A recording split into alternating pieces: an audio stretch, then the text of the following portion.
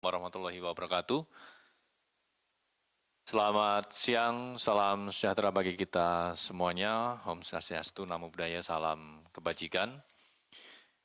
Yang terhormat Bapak Ahmad Taufik Hussein selaku Direktur Penyidikan KPK yang kami hormati dan banggakan.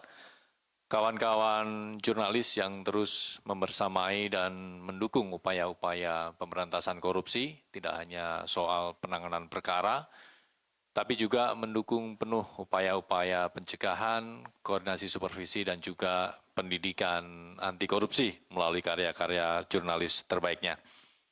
Baik kawan-kawan jurnalis, pada kesempatan siang kali ini kami akan menyampaikan secara lengkap perkembangan terkait dengan peristiwa tertangkap tangan, terkait dengan dugaan tindak pidana korupsi, mengenai audit laporan keuangan dari Badan Pemeriksa Keuangan atau BPK di pemerintah Kabupaten Muara Enim, Sumatera Selatan, yang merupakan peristiwa tertangkap tangan yang terkait dengan peristiwa tertangkap tangan sebelumnya yang pada hari kemarin sudah kami sampaikan secara lengkap. Baik kawan-kawan media, selanjutnya kepada Pak Ahmad Taufik Hussein, kami persilahkan untuk menyampaikan secara lengkap terkait dengan konstruksi perkara pihak-pihak yang ditetapkan sebagai tersangka. Silakan Pak. Baik, terima kasih Mas Budi. Assalamualaikum warahmatullahi wabarakatuh. Selamat sore rekan-rekan semua.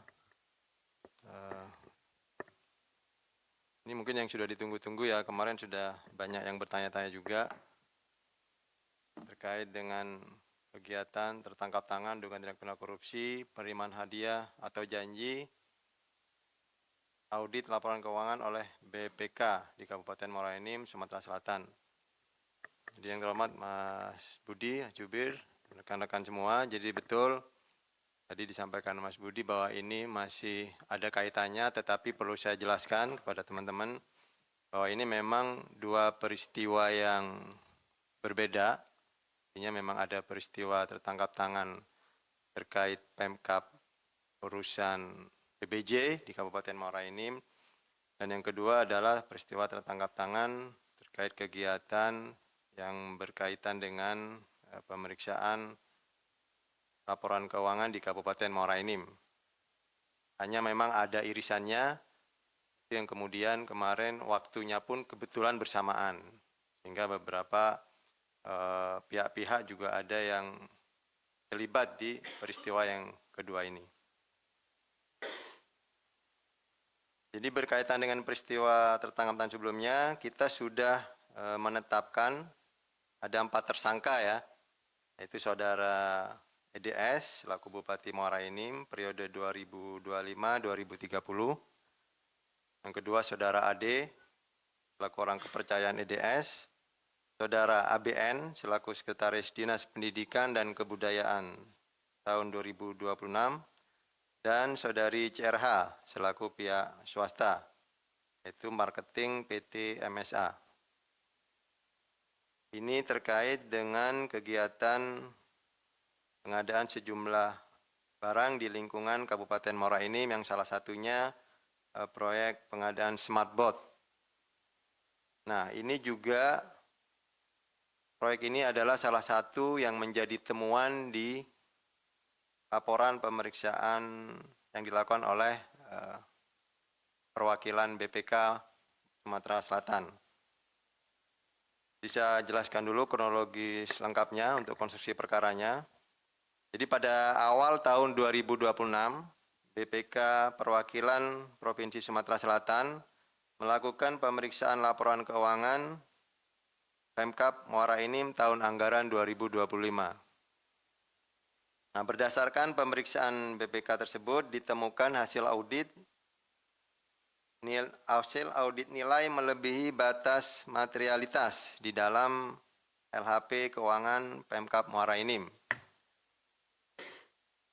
Kemudian pada bulan Mei 2026, Saudara EDS selaku Bupati memerintahkan Saudara RSA, ini selaku Asisten Bidang Perekonomian dan Pembangunan tahun 2026 dan sebelumnya selaku Kepala Dinas Pendidikan, untuk melakukan pengurusan LHP audit BPK yang tadi ada temuan melalui saudara AGG alias Eng yang merupakan pihak swasta.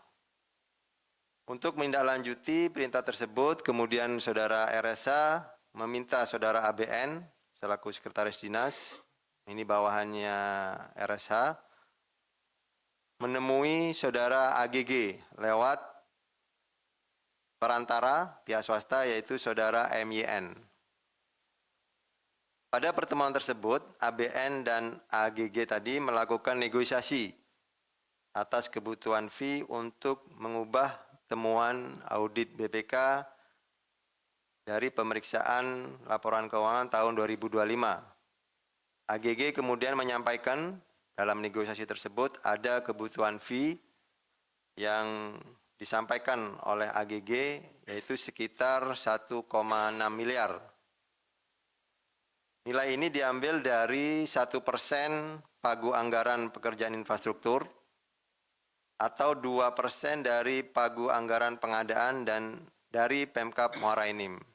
Jadi ini yang terjadi di pembicaraan negosiasi antara ABN dan AGG.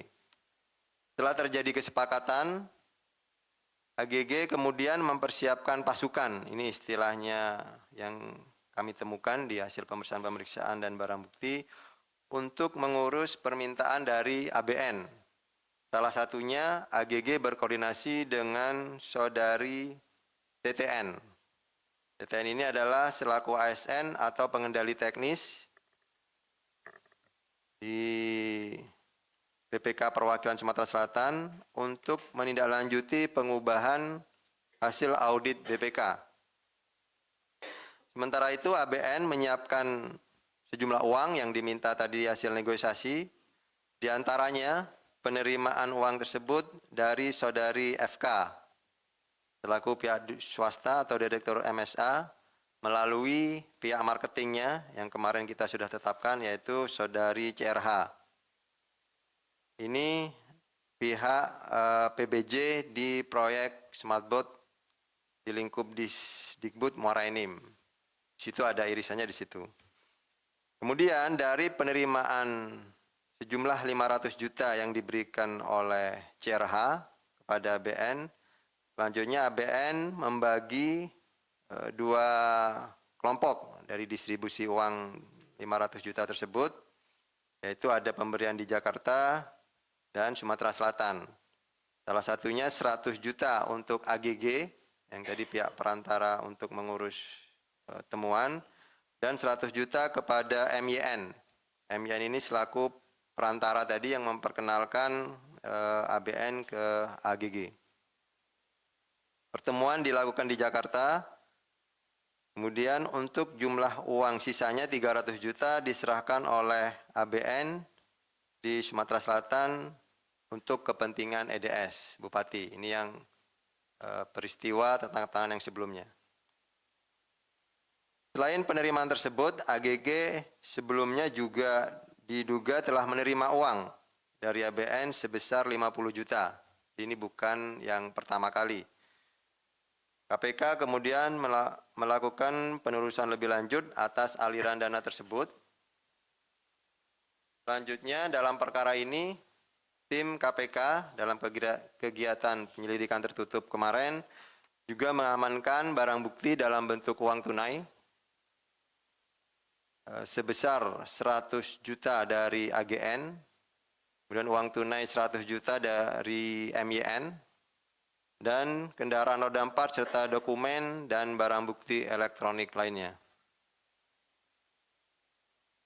Selanjutnya berdasarkan kecukupan alat bukti dalam dugaan tindak pidana korupsi penerimaan hadiah atau janji oleh penyelenggara negara atas audit laporan keuangan oleh BPK di Kabupaten Muara Enim, Provinsi Sumatera Selatan tahun anggaran 2025, KPK kemudian menetapkan 5 orang tersangka yang terdiri dari 1, saudara AGG alias Ang selaku pihak swasta, yang kedua saudara TTN selaku ASN atau pengendali teknis, saudara EDS selaku Bupati Muara Enim, Saudari CRH selaku pihak swasta, yaitu marketing PT MSA, dan terakhir Saudari FK selaku pihak swasta atau direktur PT MSA.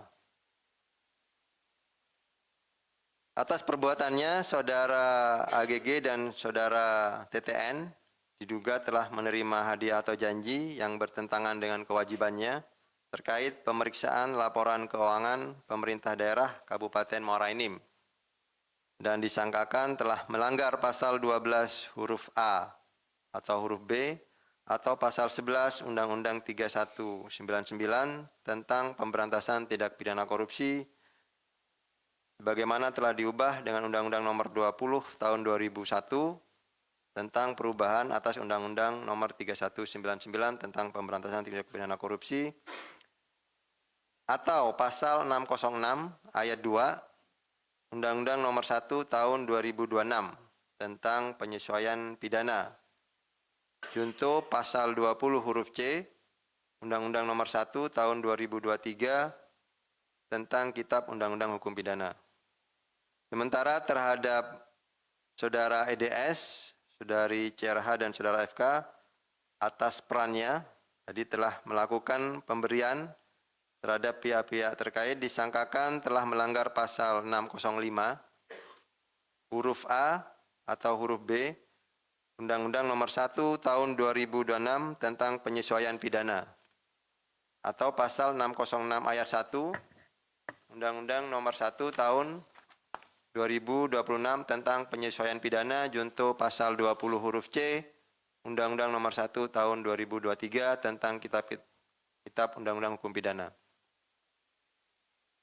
Selanjutnya KPK melakukan penahanan terhadap para tersangka khususnya yang 2 orang yaitu terhadap AGG dan TTN karena terhadap 3 tersangka lainnya sudah ditahan, 2 ditahan di perkara sebelumnya dan 1 belum masih dalam tahap penyidikan. Untuk yang 2 orang kita tahan untuk 20 hari pertama terhitung sejak tanggal 10 Juni sampai dengan 29 Juni 2026 di Rumah Tahanan Negara Cabang Gedung Merah Putih KPK. Demikian kami sampaikan untuk laporan kronologis dan konstruksi perkaranya untuk kegiatan tertangkap tangan terkait laporan pemeriksaan BPK di Kabupaten Muara Enim yang kemarin kita lakukan. Saya kembalikan terlebih dahulu kepada Mas Budi. Terima kasih. Baik, terima kasih Pak Dirdik yang telah menyampaikan secara lengkap runut bagaimana konstruksi perkara, pihak-pihak yang ditetapkan sebagai tersangka dan penahanan terhadap para tersangkanya. Dan dalam kesempatan kali ini kami juga senantiasa mengimbau dan mengajak pihak-pihak terkait ataupun masyarakat, jika ada pihak-pihak yang tidak bertanggung jawab mengaku dapat mengurus, mengkondisikan penanganan perkara di KPK, kami pastikan itu tidak benar. Oleh karena itu kami mengimbau untuk selalu waspada, hati-hati dan silakan dapat melaporkan jika ada oknum-oknum tidak bertanggung jawab, mengatasnamakan pegawai KPK atau bertindak sebagai pihak eksternal, silakan dapat dilaporkan ke KPK melalui kanal-kanal pengaduan masyarakat. Baik, teman-teman jurnalis, sebelum kita buka sesi tanya-jawab, kami akan menampilkan barang bukti yang diamankan dalam peristiwa tertangkap tangan ini.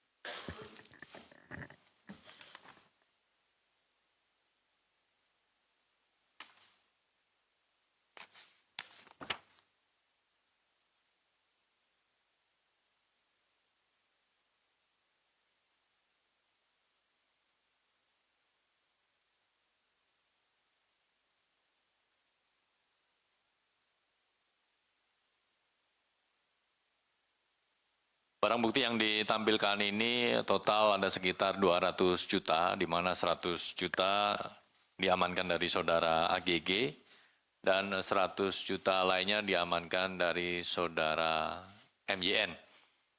Selain itu juga tim mengamankan satu unit kendaraan roda 4, mobil SUV. Selain dokumen, juga beberapa barang bukti elektronik yang juga diamankan dalam rangkaian peristiwa tertangkap tangan ini.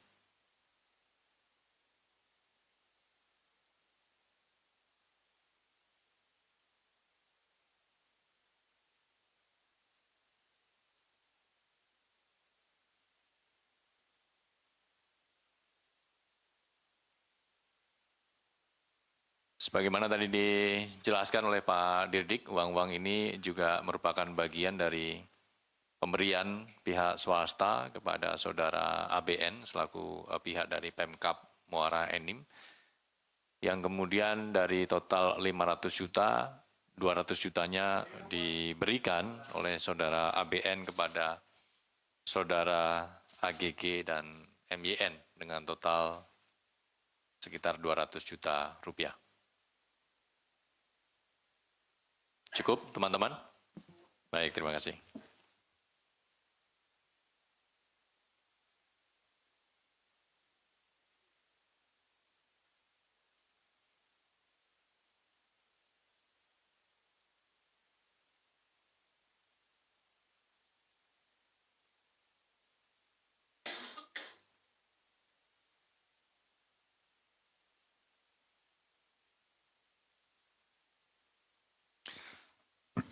Baik, kita akan lanjutkan. Kawan-kawan jurnalis, kita buka sesi tanya jawab. Sesi 1 kami persilahkan 3 penanya. Mas Mario, Mas Fadil, Mas Rehan di sisi sebelah kiri. Silakan Mas Mario. Yang pertama.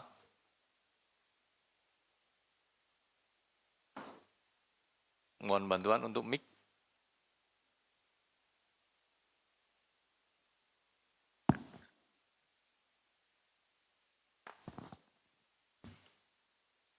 Tes. Ya, makasih. Terima kasih atas kesempatan waktunya. Saya Mario dari Metro TV. Ya, ini yang saya ingin mengkonfirmasi. Pertama, KPK bisa mempertegas sedikit apa posisi dari AGG atau Agus Dewanggara ini. Sehingga kalau dikatakan KPK tadi adalah pihak swasta, jadi menarik gitu. Dan klasternya dia adalah penerima suap.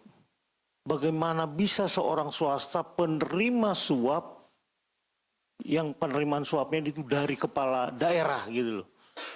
Kalau dari swasta ke kepala daerah, oke lah itu bisa. Tapi KPK belum jelaskan kapasitas AGG ini.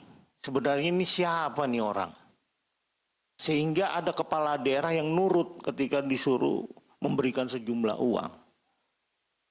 Kalau swasta, ya swastanya yang bagaimana, minimal ya dia pengusaha atau memang dukun ternama misalnya, orang takut juga sih. Tapi kalau nggak disebutkan siapa-siapa dibilang swasta doang, ada agak aneh gitu loh. Dan orang juga banyak tahu bahkan sampai di daerah Jawa Timur, wilayahnya dia itu banyak para kepala daerah justru mengalami intimidasi dan ancaman dari seorang AGG ini. Ya ini yang tolong diperjelas nih, siapa kok berani bahkan bisa mengancam-ngancam orang di sejumlah kepala daerah di Jawa Timur misalkan. Nah kemudian saya ingin menanyakan selain tadi, terus kemudian minta Pak di PLT Dirdik menanggapi pernyataan cukup tegas dari tersangka yang mengatakan bahwa saya tidak menerima uang, saya hanya melaksanakan perintah. Ini tidak adil. Artinya dua sosok yang tadi ditahan ini sangat matching gitu loh, bahwa dua-duanya ini uangnya itu firm bahwa itu mereka tidak nikmati. Artinya bahwa disalurkan kemudian kepada pihak lain. Pihak lainnya ini ya tentunya petinggi dari BPK mungkin ya. Nah yang saya ingin mau tanyakan apakah KPK juga sudah menyampaikan menyimpulkan bahwa kedua pihak tadi yaitu Titin dan Agus Dewanggara inilah sebagai pihak perantara uang-uang pengkondisian temuan itu kepada pihak yang lebih tinggi atau atasannya. Apakah KPK sudah sampai sana dan tolong sedikit dieksplor ke sana. Nah, ketiga, sebelum terkait pengadaan di Dinas Pendidikan, apakah KPK sudah mendeteksi adanya tindakan pengkondisian yang sama jauh sebelum pengadaan ini? Nah, ketiga itu soal bagaimana penggeledahan yang sudah dilakukan di BPK Pusat, karena banyak publik juga berharap jangan kasus ini seperti Pius Lustiranang kedua gitu yang tidak pernah berhasil menyentuh pihak BPK Pusat. Digeledah ruangannya iya, Piusnya ke Korea, pulang ya aman-aman aja. Jangan sampai kasus ini yang sangat saya yakin KPK punya kemampuan mendeteksi itu cukup jauh dan dalam, sehingga sangat tidak mungkin sosok AGG ini tidak terdeteksi dia bagian dari presentasi siapa ini. Barang sudah bersebaran, ini orang adalah orangnya BR, anggota 5 BPK RI. Apakah sudah sampai di sana KPK atau memang belum, atau memang ini proses lagi untuk pengembangan ke sana? Itu aja, makasih. Baik, terima kasih Mas Mario. Ada 3 poin kami catat. Mas Rehan, silakan.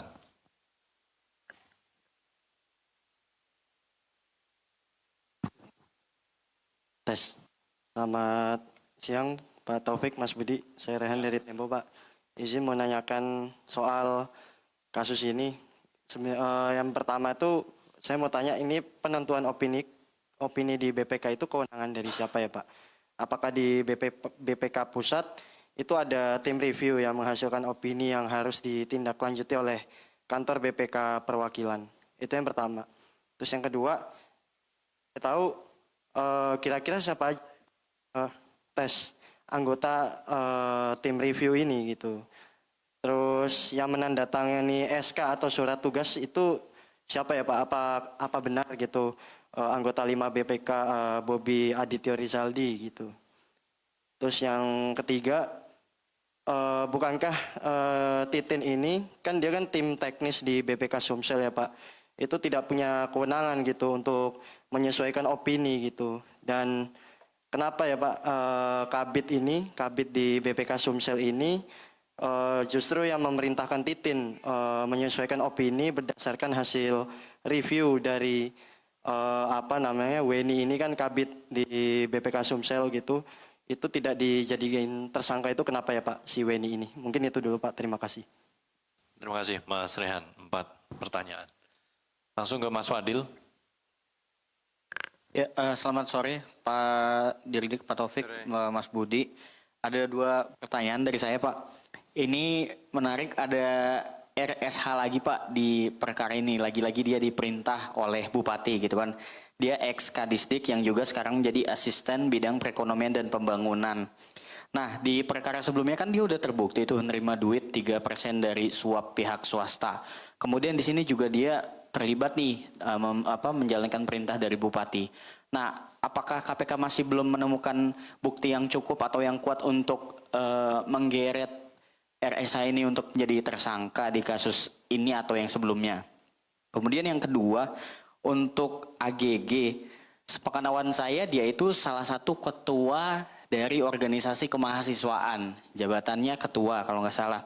Nah, apakah dari uang yang dia terima dari kasus ini itu juga ikut mengalir ke dalam organisasinya itu? Itu aja Pak, makasih. Terima kasih Mas Fadil, 2 pertanyaan. Silakan Mas Rio.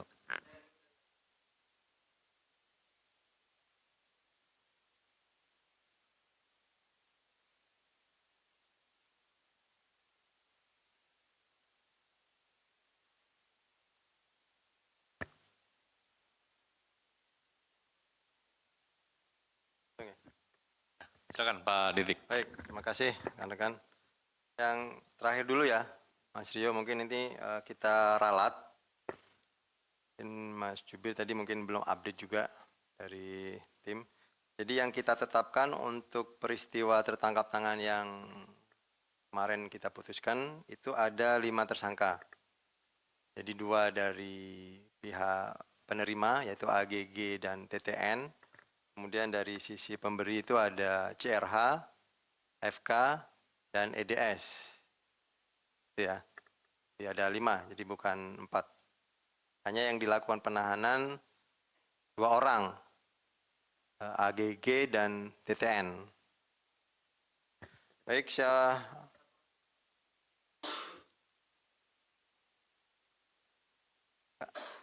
yang penerima kan AGG dan TTN. Ya kan? Itu kita lakukan penahanan.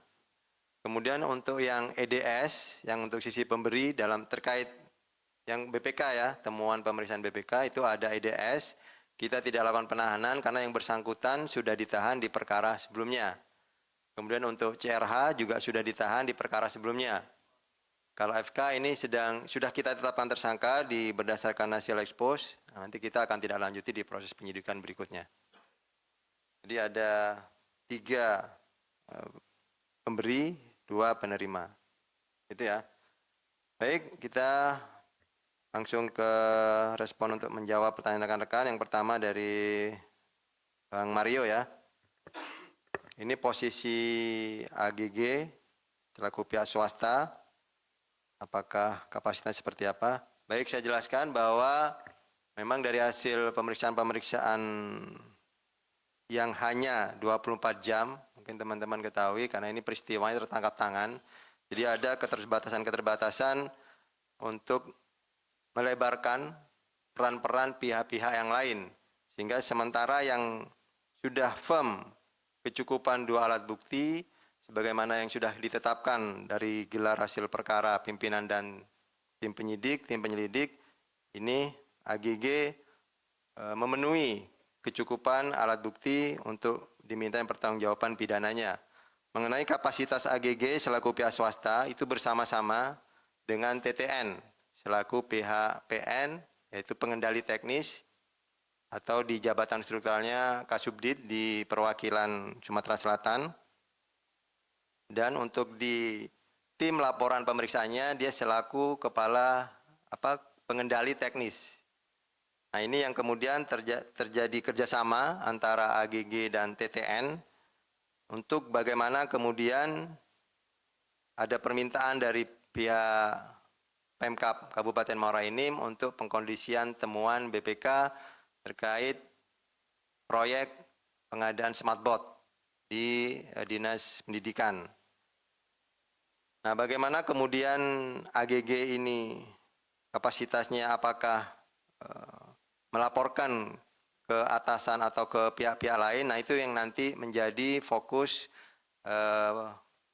dalam proses penyidikan berikutnya. Karena kita tentunya, mungkin rekan-rekan tahu namanya penyidikan itu kan serangkaian tindakan penyidikan ya. Dan tidak mungkin itu dilakukan dalam waktu 24 jam.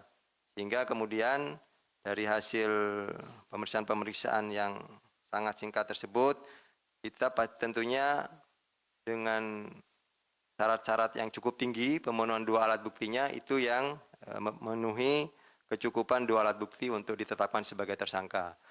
Dan perlu rekan-rekan ketahui bahwa di penyidikan yang saat ini itu kita masukkan juga sangkaan pasal 20 atau kalau yang lama, KUHP yang lama itu pasal 55. Artinya itu ada kerjasama dengan beberapa pihak, bukan sendiri.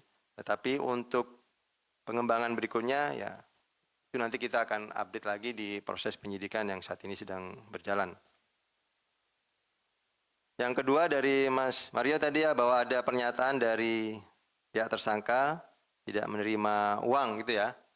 Ini tidak adil. Apakah ada disalurkan ke pihak lain juga? Itu juga menjadi fokus kita di proses penyidikan berikutnya. Tetapi dalam suatu perbuatan kerjasama atau penyertaan, tidaklah mesti setiap tersangka yang bekerja sama itu melakukan semua perbuatannya. Artinya ada bagian-bagian yang TTN dalam konteks ini mengurus terkait teknis temuannya, kemudian AGK ini bertemu dengan pihak pemberi yaitu Pemkab Kabupaten Muara Enim tadi dengan EDS, dengan ABN untuk melakukan penerimaan uang yang sehingga kemudian itu terjadi kerjasama sehingga terpenuhinya unsur-unsur dalam ketentuan pasal 12 huruf A atau huruf B itu terjadinya peristiwa suap yang bertentangan dengan kewajibannya. Kemudian yang ketiga, untuk pengkondisian PBJ tadi dicontohkan seperti perkara Pius, ya ini juga kita akan dalami apakah nanti akan berkembang ke pihak-pihak lain, tapi ini sangat mungkin untuk ada peran-peran pihak lain yang sebagaimana kita ketahui di proses pemeriksaan yang 24 jam itu sudah ada ditemukan pihak-pihak yang terlibat. Hanya untuk memenuhi kecukupan dua alat buktinya itu yang sedang didalami dalam proses penyidikan berikutnya. Nah ini masih awal-awal untuk peristiwa tertangkap tangan. Dan yang kedua, Mas Raihan ya, untuk penentuan opini, jadi begini, awalnya ini kan ada laporan pemeriksaan keuangan, kemudian ada beberapa hasil-hasil pemeriksaan itu di kegiatan suatu PBJ itu ada smartboard tadi, ada temuan di situ, yang kemudian temuan ini apabila tidak dilakukan pengurusan akan mempengaruhi opini di pemerintah Kabupaten Muara Enim. Nah disitulah ada keinginan-keinginan dari pihak Pemkab, yaitu Bupati, agar jangan sampai untuk tahun 2025 itu opininya ini berubah. Gitu ya. Jadi tahun sebelumnya kalau tidak salah Kabupaten Muara Enim itu opininya WTP. Jadi jangan sampai ini tidak WTP. Gitu. Nah itu yang kemudian terjadi keinginan-keinginan sehingga keinginan itu bertemu dengan pihak-pihak yang kemudian ingin mendapatkan sesuatu untuk keuntungan pribadi tadi. Yang kedua, siapa saja untuk anggota review, apakah benar ada ke pusat ya, tadi anggota 5. Memang betul ada review-review yang dilakukan terkait pemeriksaan-pemeriksaan keuangan itu. Tapi itu jadi nanti bagian di proses penyidikan berikutnya, karena tidak mungkin kita akan melakukan pemeriksaan dokumen-dokumen yang kemarin kita amankan untuk hasil-hasil review atau LHP-nya BPK. Itu nanti kita akan kembangkan di proses penyidikan berikutnya. Untuk TTN, ini perannya tadi menyesuaikan dengan Winnie ya. Memang betul Winnie kita amankan juga saat peristiwa tertangkap tangannya, tetapi untuk kecukupan alat bukti, kemudian tim memutuskan untuk ini tidak ditetapkan tersangka, itu karena ada kebutuhan pemenuhan syarat-syarat yang cukup tinggi untuk kecukupan dua alat bukti menentukan orang sebagai tersangka gitu ya. Tapi teman-teman tidak perlu khawatir kalau memang pengembangan proses penyidikan yang berjalan nanti kemudian ditemukan, misalkan saya ambil contoh untuk perkara-perkara bea cukai ya. Kalau teman-teman mungkin kemarin kita refresh, ada beberapa hasil pemeriksaan tertangkap tangan itu kan ada pihak-pihak salah satu yang tidak ditetapkan juga ya. Bahkan ada banyak pihak bea cukai yang kita tidak tetapkan. Tapi kemudian dalam perjalanannya waktu, ketika itu memang penyidik menemukan tadi unsur-unsur kecukupan dua alat bukti, kita akan lakukan proses penyidikan terhadap pihak-pihak tersebut. Sepanjang memang peran-peran keterlibatannya untuk memenuhi peristiwa pidananya itu tercukupi dua alat buktinya. Berikutnya untuk Mas Fadel, RSA, ya betul memang kemarin RSA juga diamankan di peristiwa tertangkap tangan sebelumnya. Tapi apakah ini buktinya kurang? Ya tadi memang kita melihat peran-peran yang terlibat yang terkait yang bersangkutan itu dinilai oleh teman-teman penyelidik dan penyidik ketika digelar memang terjadi dinamika ya. Tetapi tadi lagi-lagi kita butuh untuk memperoleh keyakinan bahwa peran-peran ini kemudian cukup dapat diminta pertanggungjawaban sesuai dengan kecukupan dua alat bukti. Yang berikutnya AGG, ini ketua organisasi kalau tidak salah HMI ya. Ini apakah ada aliran uang? Ini saat ini belum terlalu jauh kita dapat telusuri untuk aliran-aliran uang karena memang ini baru 1x24 jam. Nanti kita akan lakukan di kegiatan-kegiatan penyidikan berikutnya karena serangkaian tindakan penyidikan itu kan bukan hanya 1 hari ya. Pasti beberapa hari ke depan kegiatan-kegiatan upaya paksa yang lain. Mudah-mudahan itu ditemukan aliran-aliran uang kemana saja. Mas Rio tadi udah terakhir. Pikir. Udah semua ya, Semua. Budi? Terima kasih.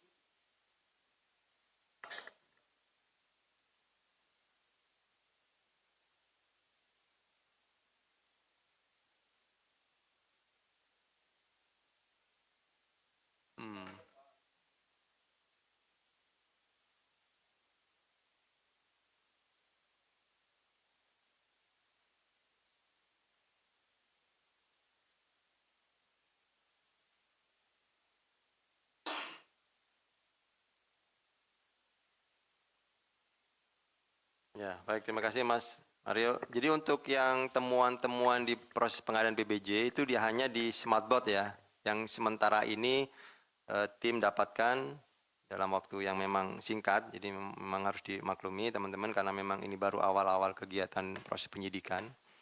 Nanti apakah ada temuan-temuan di proyek-proyek BBJ yang lain, tentunya itu akan ada teman-teman yang lain karena kalau tidak salah kemarin kan ada rekening-rekening penampungan yang dikuasai oleh ABN itu bukan hanya yang 500 juta dari CRH ya. Jadi ada rekening-rekening penampungan yang memang itu nilainya cukup signifikan dan tim menduga memang ada dari proyek-proyek yang lain. Nah, tentunya nanti itu akan jadi fokus berikutnya. Nah, terkait AGK tadi untuk apa kalau istilah Mas Mario tadi jalur kuning ya. Kalau kita lihat benang merahnya mungkin ya ini kemana, apakah nanti ada atas lagi atau ke pusat seperti apa. Mungkin rekan-rekan sudah sama-sama diketahui juga bahwa AGK ini memang dulunya tercatat sebagai staf ahli ya.